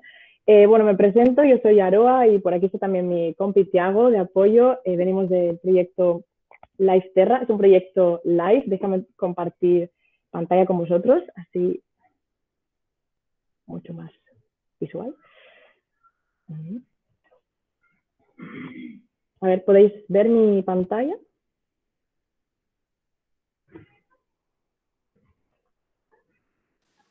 Sí, Aroa, se veu. Un momento, así pongo... A ver. Solo la ventana. Vale, otra vez. Ahora. ¿Sí? Sí. Perfecto. Pues eso, bueno, nada, muchas gracias por invitarnos. Como decía, estamos intentando desde este proyecto LIFE poner todos estos conocimientos y herramientas y, como decía José y también ha mencionado, bueno, el compañero Luis que le preguntaba a Odile, ¿cómo hacemos para convencer o enamorar a la gente y hacerles partícipes de toda esta iniciativa, de esta era de restauración que nos ha tocado vivir de los ecosistemas? Pues aquí es donde intentamos entrar nosotros con el proyecto Life Terra. Life, para poner un poco en contexto, es un programa europeo que cofinancia proyectos de tipo ambiental, de conservación, de restauración, de muchos tipos, la verdad, y este es el proyecto Life pues, más grande que se ha hecho hasta la fecha. De hecho, es como 4 veces un proyecto Life, porque no solamente va de plantar árboles y ya está, aunque este es nuestro lema principal, pero tiene detrás todo un programa que se dedica a la educación de las nuevas generaciones, de los niños, de los jóvenes, para crear ese legado. También, bueno, la comunicación de este tipo de iniciativas, de acciones que realizamos. Tenemos todo un equipo también liderado por mi compi Thiago que se centra en la tecnología, que ahí es donde vamos a cómo intentamos conectar con las personas también y hacerlas realmente partícipes de lo que hacemos. Y bueno, como os digo, ¿veis cómo voy pasando, no? Diapositiva, para que no pase lo de antes, vale. Sí. Pues bueno, nuestra misión es un poquito ambiciosa, es plantar 500 millones de árboles para 2025, que es lo que dura el proyecto, 5 años desde este año, bueno, 2020, que empezamos, estamos realmente empezando en el primer año. Este número obviamente es, bueno, grandito, ¿no? Es simbólico porque es como un árbol por cada ciudadano de Europa. Y también este simbolismo intentar implicar a todo el mundo. Y bueno, lo hacemos, pues nuestra función, nuestra idea, mejor dicho, es intentar empoderar a las personas para tomar acción climática. No solamente es plantar árboles, sino muchísimas cosas más. Para ello, pues nos centramos en varias acciones, facilitar plantaciones, educar, como he dicho, y utilizar o innovar en las tecnologías de monitoreo o monitorización. Estos, como sabéis, estos programas LIFE también son muy experimentales. También nos sirven estos 5 años que acabamos de empezar para desarrollar tecnologías, para probarlas en campo y para ver qué funciona, qué no, y así establecer unos modelos y unas formas de trabajo y unos procesos que realmente puedan estén consolidados al final de este proyecto y seguir adelante con eso. ¿Cuáles? Bueno, nuestros objetivos, bueno, como os he dicho, es un proyecto ambicioso, 500 millones de árboles, con esto se pretende absorber 3, a ver si lo digo bien, millones y medio de toneladas de CO2, involucrar a una cantidad inmensa de ciudadanos, no solamente en Europa, sino más allá también, e involucrar a más de 14.000 aulas con nuestra estrategia, que creo que también nos interesa, porque, claro, yo me voy a centrar en la parte de tecnología, que para esto estoy aquí, me ha invitado José, pero también lo quiero mencionar, veo que aquí también hay técnicos de juventud, bueno, los famosos Terra Leaders que llamamos nosotros, que ya se formaron con nosotros para llevar a cabo estas iniciativas, a Paula por ahí, a Andrea, creo, Loreto. Y bueno, también decir eso, que tenemos un curso de sostenibilidad centrado en muchos temas, bueno, no solamente plantar árboles, evidentemente, sino, bueno, economía circular, residuos, agua, etcétera, que intentamos también sembrar esa semilla ya directamente también desde las escuelas, como he dicho, para crear un legado. Así que, bueno, veo que hay muchos aspectos, como aquí digo, plantar, monitorear, educar y al final construir una comunidad que está empoderada para tomar acción real y directa y sobre todo urgente, porque esto es lo que nos urge. Se ha declarado, bueno, estamos en la década, ¿no?, de la restauración de los ecosistemas a partir de este año pasado. Bueno, ¿y cómo lo hacemos? También presentarnos un poquito. Todos estos objetivos súper ambiciosos necesitan también un equipo y unos recursos pues necesarios, suficientes, y para ello estamos trabajando con muchos otros socios en Europa. Por el momento estamos presentes en 8 países de Europa, de momento, estos 5 años, después más allá, y contamos con un consorcio enorme también para un proyecto LIFE de 16 socios. Aquí hay socios especializados en comunicación, en educación y en tecnologías de satélite. A veces está también la Universidad de Barcelona, con los que colaboramos muchísimo también a la hora de desarrollar los planes de plantación, las acciones, perdón. Bueno, y demás compañeros. He señalado aquí los que están más involucrados en la parte de tecnología, que es lo que os voy a explicar ahora. Lo que más destacaría del proyecto Lifesterra en cuanto a su aspecto más tecnológico es nuestra app o nuestra web app, nuestra plataforma de tagueo de árboles, o sea, literalmente de etiquetar cada árbol que se planta, con el objetivo de, bueno, todas las acciones que se hacen, que haya, como ha dicho el compañero Pablo antes, si no se escribe, no existe. En este punto es similar. Si no tiene su referencia existente, su puntito en el mapa, pues tampoco existe ni sabemos qué ha pasado con ese árbol. Si se plantó, si no, dónde, cuándo se ha sobrevivido, si ha muerto después de una semana, después de un año. Por eso intentamos etiquetar todos y cada uno de los árboles que plantamos, así como en las redes sociales se haría también, ¿no?, con una etiqueta o un punto que está georreferenciado. Os cuento un poquito por encima. Es una plataforma súper fácil de usar, que en este momento pues, se puede usar desde tu teléfono, del ordenador, desde la tablet. Obviamente desde el ordenador no se puede etiquetar, del teléfono sí. Y que no es una app que tú descargas en Play Store, no sé qué, sino que con el objetivo también de ser lo más transparentes posibles y que no vaya cualquier persona y etiquete cualquier cosa, sea un árbol o no, o sea, creamos un link, digamos, específico para cada evento, digamos, para cada lugar de plantación que tenemos, para intentar evitar el doble conteo y un manejo no adecuado de la plataforma. Ahora mismo la tenemos en 3 idiomas, español, inglés y alemán, pero esto estamos en el primer año, así que esperamos tener muchos más pronto. Y bueno, ¿qué hace? Pues etiqueta árboles, que también lo puedes hacer sin conexión, y tenemos también dos contadores, ¿no? Uno son los árboles que plantamos desde Live Terra directamente, facilitados por nosotros, aportados por nosotros en los diferentes países. Y como también han dicho los compañeros antes, aquí no se trata tampoco de competir, sino queremos con otras iniciativas que ya están plantando, incluso Interpreta Natura también y muchísimas más, no queremos competir con ellos, sino al revés, que puedan ofrecerles nuestra plataforma para que ellos hagan sus acciones, planten sus árboles y puedan usar esta herramienta que estamos intentando desarrollar de la forma más súper fácil de usar y práctica para todos, para contar también estos árboles de socios, que no queremos hacer nuestros, y por eso este número tan grande, 500 millones de árboles.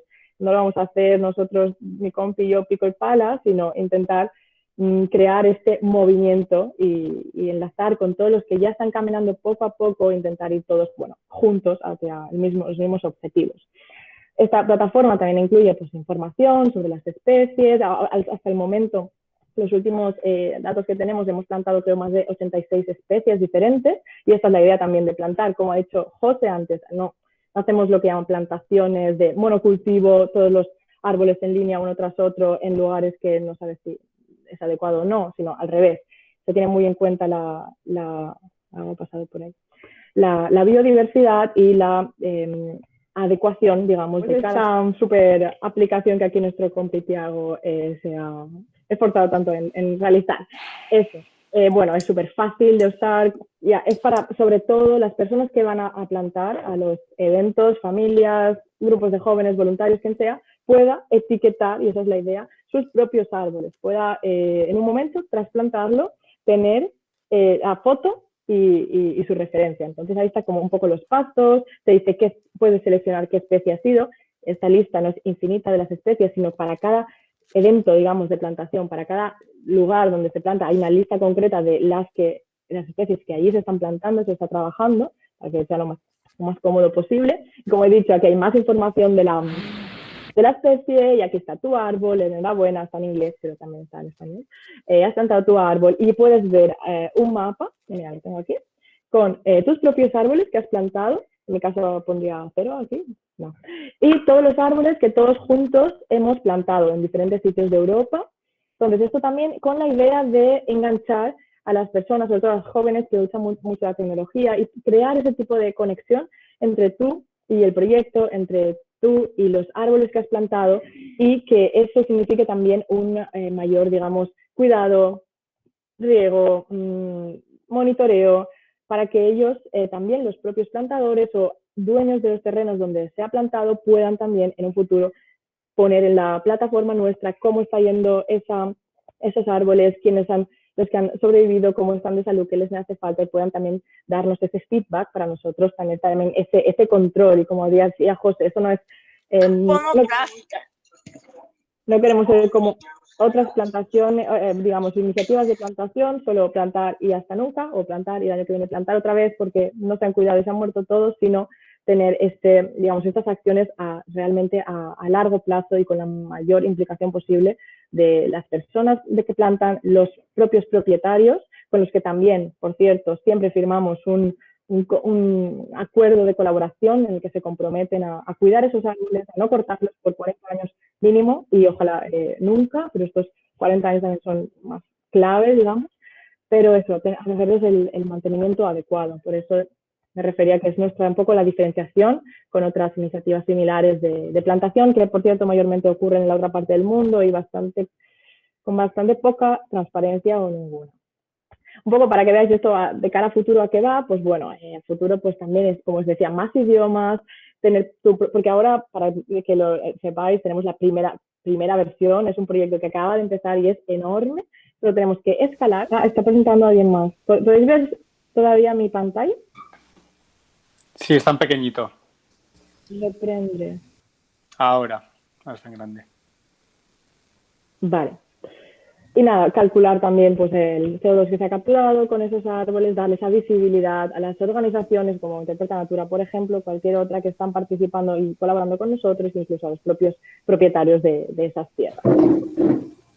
También para mencionar un poco que lo que hacemos en términos de monitoreo de nuestras acciones y de los árboles que plantamos no se basa solamente en esta app, que es más dedicada a un uso, digamos, para el público en general y más eso, pues familias, voluntarios que puedan tener esos árboles en su mano. No solamente eso, sino que tenemos detrás todo un equipo, como antes os he enseñado, que está trabajando en las tecnologías de satélite para poder monitorear estos árboles. Hacemos también no solamente eventos, digamos, de plantación con ciudadanos, con vecinos, con familias y como hacerlo algo también pues divertido y conectar a gente con la naturaleza, sino que también hay toda una línea de trabajo que se dedica a la plantación, digamos, profesional, con, bueno, pues que se van a utilizar drones para la detección de estos árboles, ver dónde están, cómo se distribuyen, no para plantarlos, que eso sé que existe, que se planta en drones, no me refiero a eso, sino se utilizan estas tecnologías para monitorear y ver también, poder comparar los terrenos en antes y el después y ver cómo esa zona está evolucionando a lo largo de los años, igual con los satélites. Bueno, pues también he dicho, utilizamos modelos para estimar, estamos probando los modelos para ver, como os he dicho al principio, después de 5 años, qué funciona, qué no, y tener realmente un modelo sólido, de ver estos CO2 capturados, cómo se puede calcular, cómo se puede estimar y también optimizar. Aquí, bueno, como os he dicho, hay muchas tecnologías que seguro que nuestros compañeros de CIEF conocen, de sistemas de georreferenciación, etcétera, que, bueno, y muchos compañeros también que he escuchado que son estudiantes de ciclos de forestales y gestión de ecosistemas y forestales. Se puede medir la salud forestal, detectar como los problemas que hay actuales, como en Alemania, bueno, en fin, que hay mucha degradación de los árboles, digamos, por problemas de plagas, con escarabajos que comen la corteza, en fin, todo eso se puede desde los satélites y se va a poder aún mejor dentro de unos años cuando esta tecnología mejore, con índices de vegetación, ver cómo están evolucionando nuestras acciones, los árboles que plantamos, y esto es también una de las líneas súper importantes del proyecto Lifesterra, aparte de nuestra educación y bueno, intentar enamorar y enganchar y empoderar a las personas para tomar acción climática. Así que muchísimas gracias por vuestra invitación y por escucharme. Cualquier pregunta o si tenéis interés, queréis saber más, cualquier cosa, por favor, súper bienvenidos. Nos envías un correo o a través de José puedes contactar con nosotros y estamos perfectamente interesados en colaborar. Alejandro ha levantado la mano. Si quieres, puedes hacer la pregunta. Estaba en tiempo, ¿no? No lo he mirado, pero bueno, vamos bien, solo nos queda una presentación. Alejandro, ¿tienes el micro apagado? ¿Puedes conectar?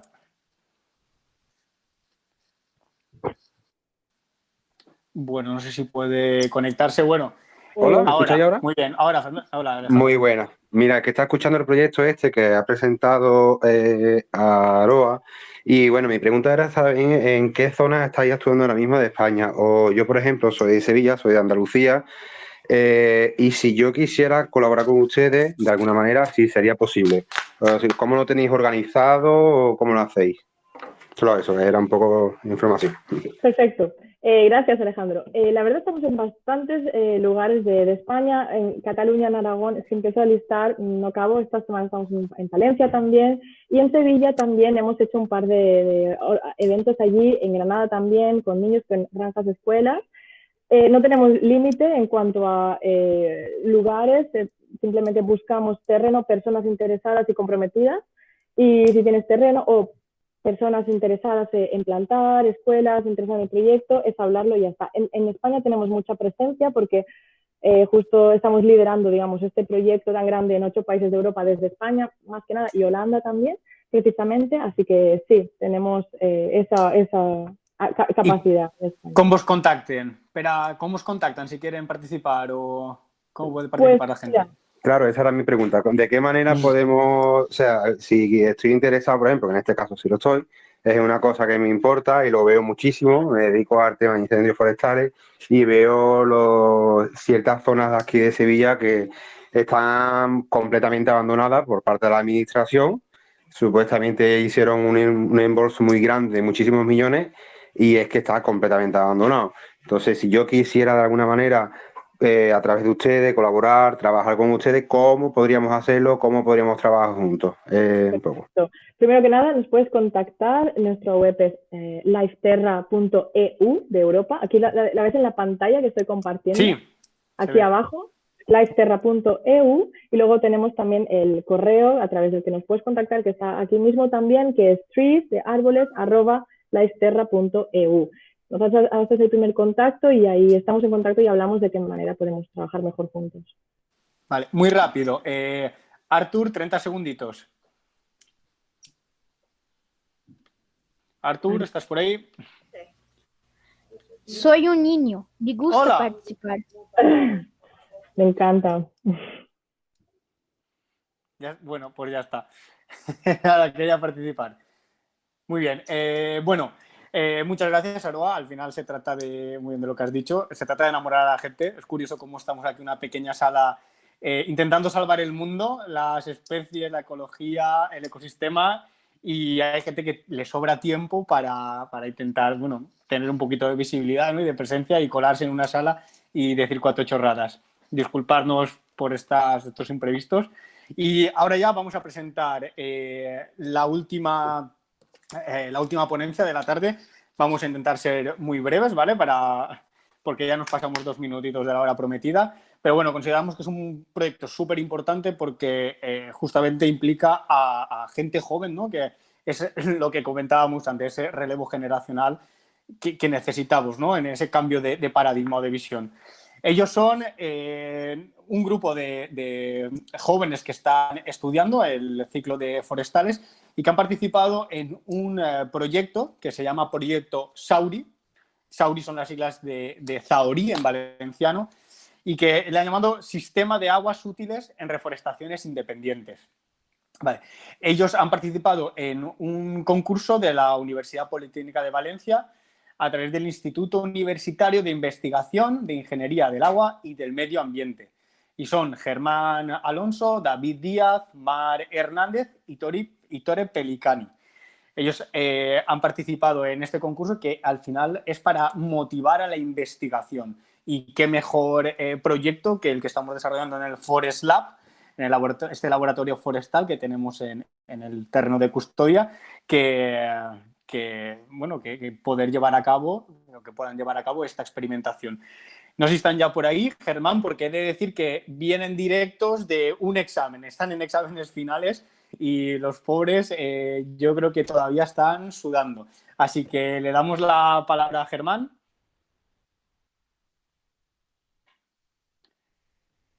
Germán, no te oímos el micro.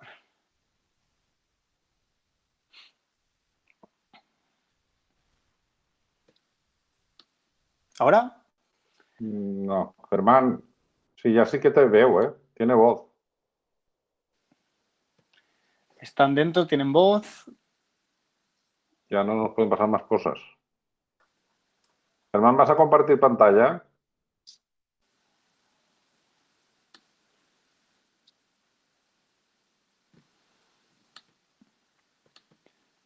A ver, damos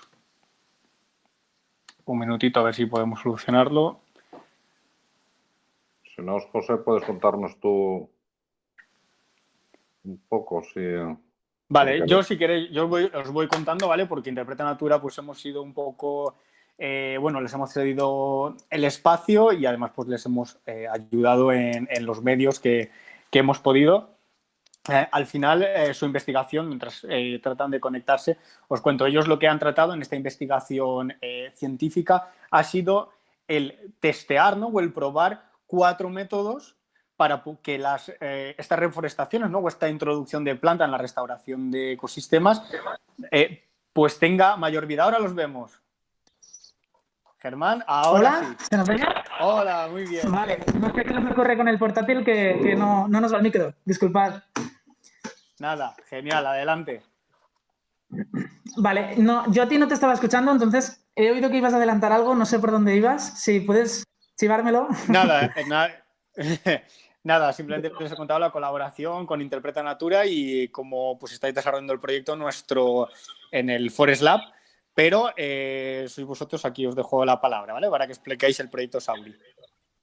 Vale, en primer lugar, agradecer muchísimo el habernos dado esta oportunidad, poder hablar aquí delante de vosotros y bueno, sí, en efecto, este pasado febrero recibimos la noticia de un concurso de proyectos organizado por la Universidad Politécnica de Valencia y el Ministerio de Ciencia y Tecnología, ¿de acuerdo?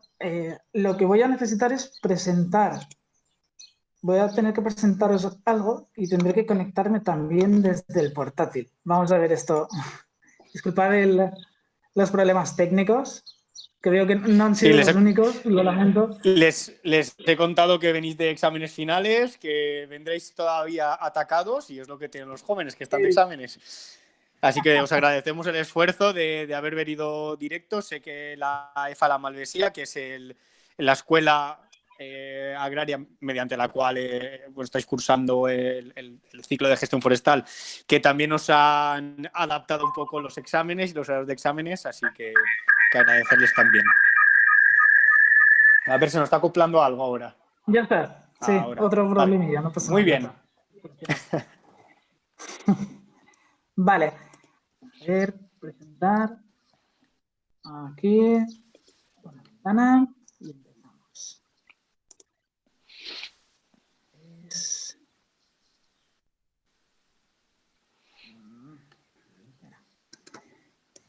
Aquí selecciona este. Vale, a ver, no sé si se estará viendo lo que estamos compartiendo. Costará un poquito, ¿eh, Germán? No es, ¿a ti te sale ya que estás compartiendo? No, vale, me dice que ha habido un error a la hora de compartir. Voy a volver a intentarlo. ¿Compartís una ventana o toda la pantalla? Mejor toda la pantalla, ¿no? Una ventana. ¿Compartís una ventana o todo error? Vale. Bueno, como podéis ver, son estudiantes de gestión forestal, no de informática. Es importante dejarlo claro. Debes dar permiso. Nada, Germán, si de todos modos, si lo veis muy complicado... Vale, mientras tanto os voy explicando. Vale, os voy explicando y así mi compañero va a intentar compartirlo, que también ha conseguido acceder a la charla. Vale, como os decía, desde la Universidad Politécnica de Valencia nos llegó la noticia de este concurso de proyectos y la temática de este era el cambio climático y los objetivos del desarrollo sostenible, ¿de acuerdo? Así que nos surgió la oportunidad de aprovechar las instalaciones que en ese momento Interpreta Natura nos había ofrecido, porque justo durante ese mes de febrero, como ya hemos dicho, estábamos realizando un periodo de prácticas con ellos, con la asociación, desde la EFA, La Malvesía, donde estudiamos. En sus instalaciones ya se estaban utilizando para proyectos como Forest Lab y B2B, como habéis oído comentar a nuestro compañero José. Y en dichas instalaciones Interpreta había estado realizando ya labores de reforestación durante varios años. Así que nada, decidimos que el proyecto iba a consistir en investigar distintos métodos de reforestación innovadores. Así hacer frente a los problemas del cambio climático ya presentes y, el más importante, incluso a los futuros, a los que están por venir, ya inevitables. Bien, esta problemática, la del cambio climático, pensamos que las posibles soluciones hay. ¿Estáis viendo ahora nuestra pantalla? Estupendo. Sí, ya la vemos. Las posibles soluciones debían proceder a través del desarrollo sostenible, ¿no? Que juega un papel crucial frente a este calentamiento global. Bien, las principales consecuencias, en lo que a reforestar se refiere, claro, de este cambio climático son el adelanto de las altas temperaturas y la bajada de la humedad, lo que implica un periodo estival más prolongado con aún más deficientes precipitaciones, ¿de acuerdo? Si ya hay pocas en esta zona, sobre todo del Mediterráneo, las precipitaciones son tan bajas, con este cambio ahora son aún más bajas. Por tanto, las sequías son aún más persistentes. Estas sequías son severamente perjudiciales para las plántulas, los plantones cuando reforestamos, que tienen 1 o 2 sabias, solamente tienen un par de años de vida, y se ven ahogadas. Frente a esta situación se ven ahogadas durante su desarrollo. Por tanto, deben recibir agua, de algún modo, ¿no? Claro, no podemos recurrir a técnicas de irrigación superficial, porque estamos hablando del desarrollo sostenible. Por tanto, la infraestructura que requiere y el coste que requiere esta clase de técnicas de irrigación habituales no las podemos asumir para un proyecto como este. Por tanto, ahí es justo donde entran los métodos de nuestra investigación. ¿De acuerdo? Son 4. Ahora echaremos un vistazo a cada uno de ellos muy rápido. Y estos métodos pretenden suministrar esa valiosa humedad desde los horizontes más profundos del suelo, ¿de acuerdo? ¿Cómo? Ahora lo veremos. Ahí fue donde se nos ocurrió el nombre del proyecto, ¿de acuerdo? Ya ha adelantado José que el proyecto se llama Saurí. Cuando estuvimos pensando que ese agua debía proceder desde abajo, dijimos, claro, a ver, saurí. Los saurí son aquellas personas capaces de encontrar aguas subterráneas. Así que pensamos que venía como un guante, ¿no? Sistemes d'aigües útils en reforestacions independents. Ahora mi compañero os explicará los 4 métodos. Hola. Bien, pues los métodos de reforestación que nos propusimos investigar, bueno, son los siguientes, ¿vale? Los cucuns y los catúfols, que son los que ahora mismo veis en las imágenes. Ahora entraremos en más detalle en cada uno de ellos, ¿vale? Que estos dos se basan en un principio similar, que es siendo uno es el más innovador y el otro, digamos, que es un método más tradicional, ¿vale? El método innovador sería el cucún, ¿vale? Que nos fue amablemente proporcionado por Dexterra, a quienes estamos muy agradecidos por ellos, ¿vale? Y el método cucún consta de un depósito de agua hecho de celulosa, de bajo coste y 100% biodegradable. La planta va alojada en el centro del cucún, ¿vale? Entonces el depósito se entierra bajo tierra y se llena de agua. Caben unos 25 litros de agua y se cubre la tapa. Vale, ¿para qué se cubre la tapa? Para evitar la evaporación y el desarrollo de vegetación espontánea, ¿vale? Una vez está enterrado, por condensación, la planta recibe la humedad necesaria durante sus críticos primeros meses de vida y el depósito crea microcuencas que recogen las precipitaciones mientras se va degradando.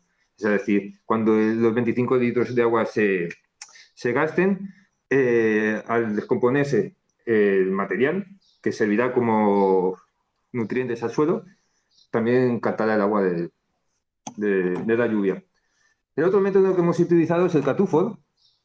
Es un método más tradicional. Consiste en una vasija de arcilla que nos facilitaron desde el CIEF, a quienes también les estamos muy agradecidos. Y se entierra, ¿vale? Va enterrada en el suelo separada a unos centímetros de lo que es la planta, ¿vale? Solo se deja en el exterior lo que es la boca de la vasija. Para evitar la acumulación de residuos y la evaporación, se cubre, por ejemplo, con una roca. Por porosidad, el agua se filtra a través de la tierra hasta la planta y así la va eliminando. Y así la va absorbiendo. Los otros 2 métodos son algo más innovadores, ¿vale? Y son el biochar y la microsalga. El biochar es un carbón de origen vegetal, realizado mediante pirólisis sin oxígeno. Además, viene mezclado con micorrizas, que junto al carbón favorece la retención de la humedad y de nutrientes presentes en el suelo. Un punto a favor también de este método de reforestación es que favorece la retención de CO2, que se produce al elaborar este carbón. Pues al realizarse sin oxígenos evitamos tanto su emisión como contribuir al cambio climático. Y finalmente, el cuarto método que hemos utilizado es el método de las microalgas. ¿Vale? Las microalgas sirven para acondicionar el suelo, mejorando sus propiedades fisioquímicas, además de retener la humedad y aportar minerales que cumplen la función de fertilizante. Sí, Timoteo. Vale, una vez teníamos ya decidido los métodos que íbamos a utilizar, procedimos con la plantación. Lo primero que hicimos fue eliminar toda la maleza, desbrozar la zona designada y empezamos a calcular el marco de plantación para cada uno de los métodos que habíamos elegido. Una vez elegidos, una vez calculados, los marcamos cada uno de ellos para determinar dónde iba a ir alojada cada planta y ya para las labores de hallado y de plantación como tal, recibimos la ayuda y colaboración de miembros de la Fundación CEPAIN, una organización que vela por la inclusión social de personas que han debido de emigrar de países pues, sumidos en guerras o en situaciones de extrema pobreza. Y la verdad es que es un placer y llena muchísimo trabajar con gente, sobre todo, y más, bueno, con gente en estas circunstancias, ves cómo se disfruta de las cosas más bonitas, que en este caso pues es la naturaleza, ¿no? Y aquí podemos ver pues la foto finish, ¿no? de esta plantación de la que disfrutamos tanto. Finalmente, bueno, el seguimiento, ahora mismo como ya hemos dicho, esto fue en febrero y ahora mismo es Interpreta Natura con nuestro compañero José y alguno de sus compañeros Paco, que se están encargando, Paco, correcto, del seguimiento. Sí, bueno, el seguimiento se trata en Interpreta Natura, cada semana visita la finca y anota de cada plantón y de cada método. Antes se me ha olvidado decir también que, aparte de los 4 métodos, hay un quinto método que es el método de control para ver cómo van evolucionando, ¿vale? Todos los métodos basándose en el de control. Claro, lo que hace Interpreta Natura es ir cada semana y en cada plantura anotar su estado, anotar si ha crecido, si ha marchitado, el estado de humedad, etcétera, etcétera. Estos datos luego se recopilarán y al final del proyecto se analizarán y se hará un documento sobre los resultados. Claro, este concurso que preparó la Universidad de Valencia, la Politécnica, al fin y al cabo es un concurso para promover la investigación científica. Por tanto, este proyecto está creado desde un punto de vista de un documento científico. Por tanto, tiene que llevarse a cabo con rigurosidad y por eso ese quinto método, que bueno, es como un quinto método, lo llamamos nosotros, pero al fin y al cabo es lo que todo estudio debe tener, ¿no? Un control que al fin y al cabo es cómo, o sea, digamos que nosotros planteamos un precedente frente a este cambio climático y es que las plantas tienen una tasa de supervivencia en las reforestaciones escasa. A veces la tasa de mortalidad, estamos hablando que es del 99% y más, cerca del 100%. Por tanto, de ahí la importancia de estos estudios. Con el control tratamos de demostrar estos valores, como ese, digamos, abandono de la planta o esa falta de métodos expone a las plantas a esta situación tan crítica. Pues muy bien, Germán y David, que son los dos que están participando.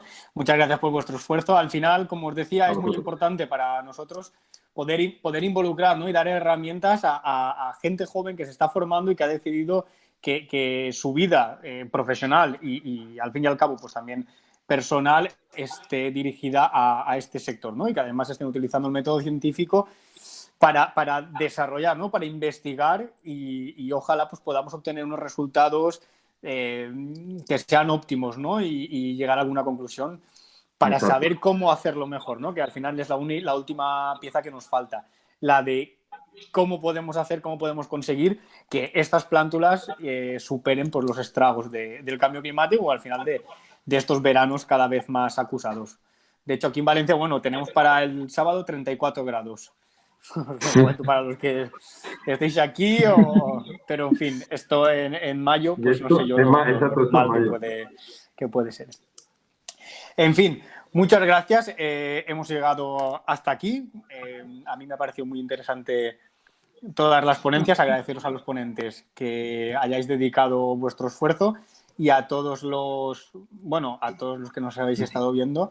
Muchas gracias por vuestro tiempo. Esperemos de verdad, sinceramente, que os haya servido y que bueno, que al final sean unas ponencias inspiradoras, ¿no? Y que nos ayude a mejorar a todos, colectivos, personas individuales, particulares, pues todos estos trabajos, ¿no? que hagamos por y para la naturaleza y la restauración del hábitat. Así que, bueno, no sé si alguien tiene algo que decir, alguien quiere hacer una pregunta. Última oportunidad. Pues si no hay preguntas, una vez más, desde Interpreta Natura, daros las gracias. Gracias a los ponentes, gracias Odil, y mirar si somos importantes que han tenido que venir de fuera a molestarnos. Perdonarlas todo el follón que hemos tenido, pero vamos, ha sido un ataque. Me he dedicado a echar gente fuera. Ha sido divertido. Muchas gracias y seguiremos. Hay que seguir plantando árboles para llegar a los no sé cuántos millones que quiere Aroa. Entonces hay que seguir plantando. Estamos a disposición de todos y todas para cualquier proyecto, cualquier cosa, cualquier asesoramiento, apoyo, ayuda que necesitéis. Por cierto, cuando nos pase la presentación Sento, la enviaremos a todos los mails, ¿vale? Que os habéis estado apuntados. Muchas gracias y buenas tardes. ¿Sí? Perfecto, muchas gracias. Okay, ¿tenéis la presentación? Sí, pásala también, si quieres, la pasas a José y la juntaremos sí, todas. Yo la también. tengo. Pues Pablo y Germán, si queréis también las pasáis y las juntamos todas. ¿Vale? Perfecto. Gracias. Buenas tardes. De acuerdo. A vosotros, muchas gracias. Muchísimas gracias. Gracias. Gracias, hasta luego.